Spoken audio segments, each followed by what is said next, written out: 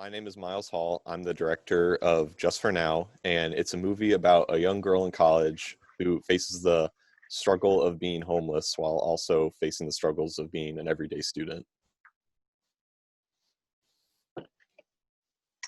And my name's Scott Hall. I was cast as in the role of Franklin, who was a store clerk. My name is Laura Rady, and I am the lead character in the film.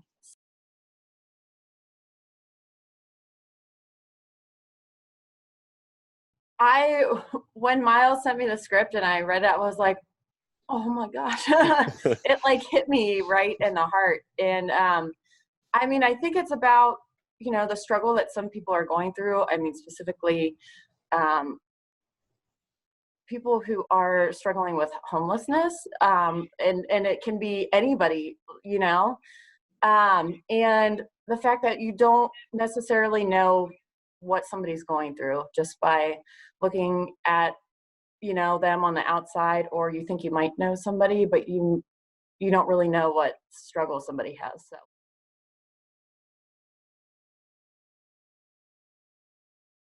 So I personally don't know anyone who's homeless or struggles with hunger.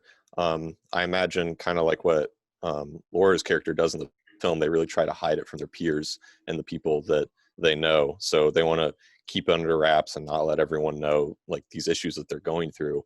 But I know it is an issue, especially like at Xavier's campus, because we have a food kitchen that students can go to and get groceries when they may not be able to go to a store and purchase them themselves.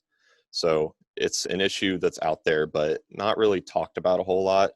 And I just thought it was an important thing to focus on and really bring attention to, because everyone who's seen the film, they said, oh, wow, I've never really thought about that being an issue or really like a problem in college campuses. And like, you look at Xavier, there's beautiful buildings everywhere. All the students there, you just know they're successful, but some may be like really struggling with issues, either finding a place to sleep or just getting a basic meal every day.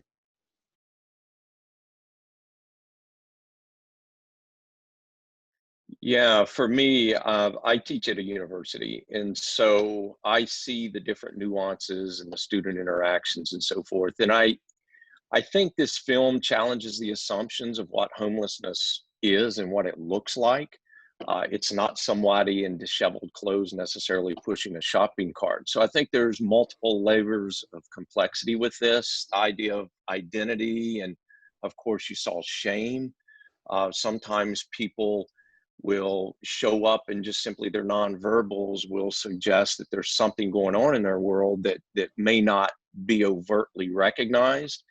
I think there's a lot of resilience that's highlighted in this film, as well as courage. I mean, just imagine someone struggling with basic necessities, yet they're trying to improve their lives. And so I think some of the observable signals, like you see the car and the purse and the different things on the outside, it suggests successfulness, yet that's kind of a myth to what we know this to be.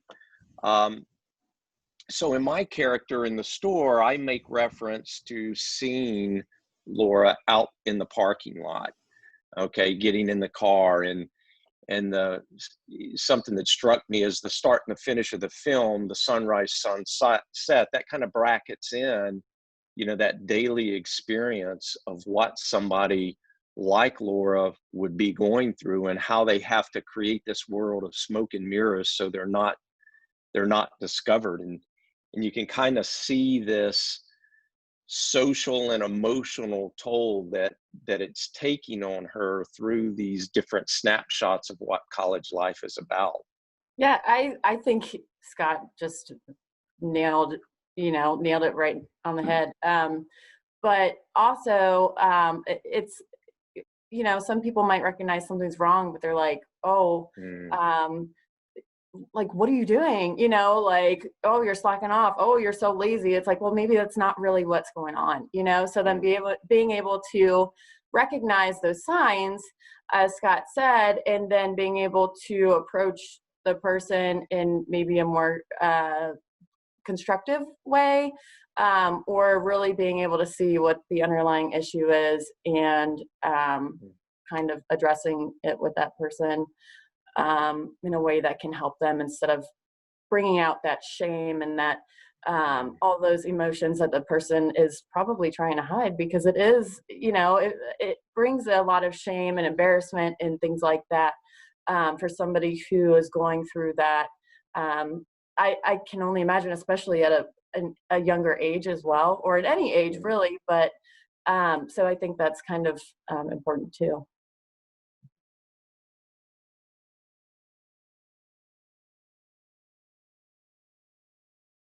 Absolutely, it could be received differently, because like when all COVID started, there was the shelter in place orders, stay at home, don't go anywhere. But people like Laura's character who don't really have a stable home to go to, they have to go back to their car, and like health wise, that may not be a very good place to be. And they have to go out in public often, or maybe just like be in the streets. I'm talking bluntly, but they just don't have like a stable home to go back to, and they may have to compromise themselves to go out and try to become healthy. Whereas people in, I suppose, our situation, we can go back to home and we can work from home. We can make an income without leaving anywhere. We can order food to our house. You can just get everything delivered straight to our door. But people living out in their car, they just don't have those possibilities.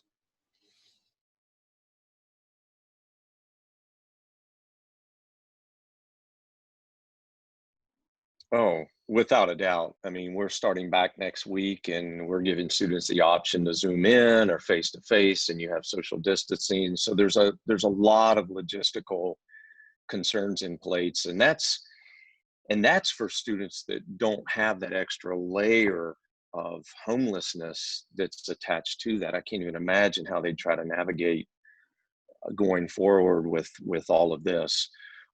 So yeah, it takes a mental and emotional and social and physical toll.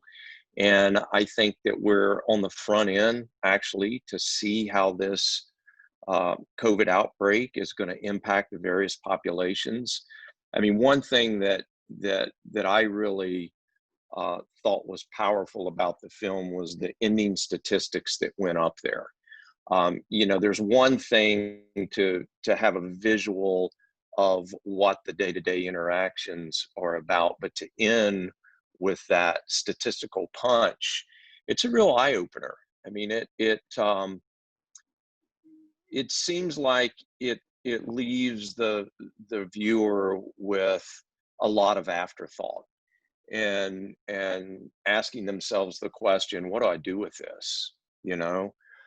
So it kind of presents a platform that jumps into the next something for not only school systems, but individuals, and maybe it reorients us to have a different kind of situational awareness with the people that we interact with. And, how people are, like Laura said, on the outside is not always really what's going on within them or their world. So just to be more empathic and sensitive to diversity and differences, I think that's the theme of our culture right now, and I'm glad for that.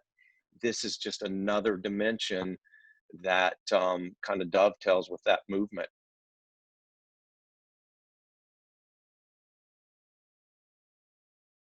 I think a lot of it does have to do with what people see, just what meets the eye. And it's so much like my character is having this internal turmoil of, I really want some help. Like, obviously I'm struggling. Why can't anybody see that? But at the same time, I'm too embarrassed. I don't want to have to say it to somebody. Like, why can't somebody just notice it? And yes, I might have the normal clothes and I might be going to this college or university or wherever it may be, wherever I am. But it's just, I don't live a normal life like everybody else. And the subtleties of, no, I can't eat in the cafeteria with you because I don't have the money to afford food. I have to lie about where I'm living. My parents live too far when I'm not even seeing my parents. I'm living in a car. It's little things like that. And things like the character's school performance, maybe something that's out of character for the character. And just having people who you think are close to you, maybe friends, classmates, not really seeing there might be something more underlying than just, oh, I forgot my assignment again, things like that.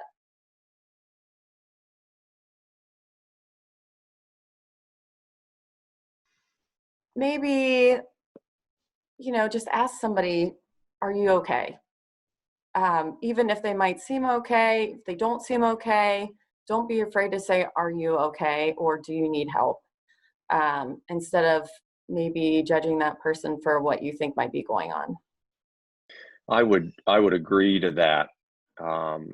For us to be aware, just be sensitive to the differences, and that I saw a sign one time that said, "Be kind because everyone is fighting a hard battle." We just don't know what that is. Everybody has their own personal worlds that they're trying to move through.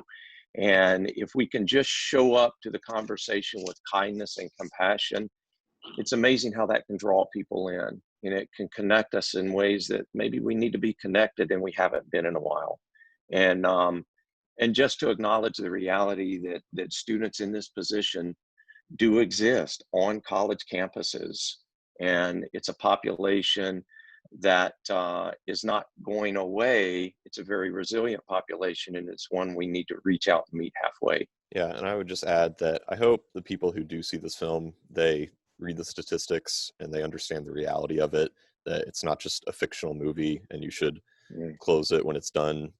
If you're able to, you should take those stats and try to do some good with them and understand that the signs of struggle that are shown in the movie through Laura's character are real. And it's probably not just, or it may not just be a slacker student who doesn't do good in school. They may have a lot of other really big problems that you just have no idea about. And it's masked with their clothes and the nice car they drive, but it's all a show, or it could be just all a show because they don't want people to find out who they are. So I hope people can watch this movie and understand that, yes, it's a fictional story, it's a fictional character, but it's a very real situation in a very real world.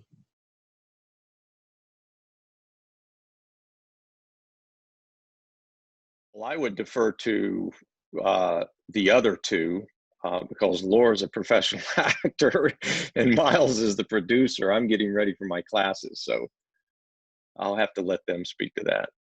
Well, I would just say that whatever project I do next, or hopefully sometime in the future, I get to work with Laura again because she was an amazing actress and she really brought a whole lot of heart and soul to this film.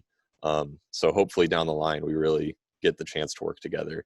But right now, I'm just looking for full-time employment post-graduation, just kind of coasting on that.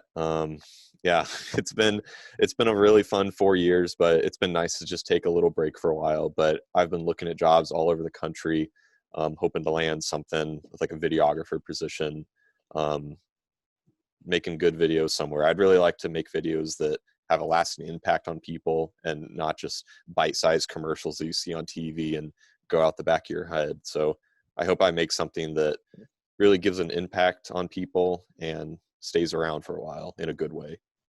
Well, I would love, thank you, Miles. I would definitely love to work with you again, and especially on something very meaningful. I just feel very lucky to have worked with you on this film, something that means so much. So thank you for that. I am in 2 short films coming up here this month in August, and then later at the end of the month, I have a feature film that I will be in starting to film. So it should be interesting with new COVID guidelines for sets. So we'll see how that goes.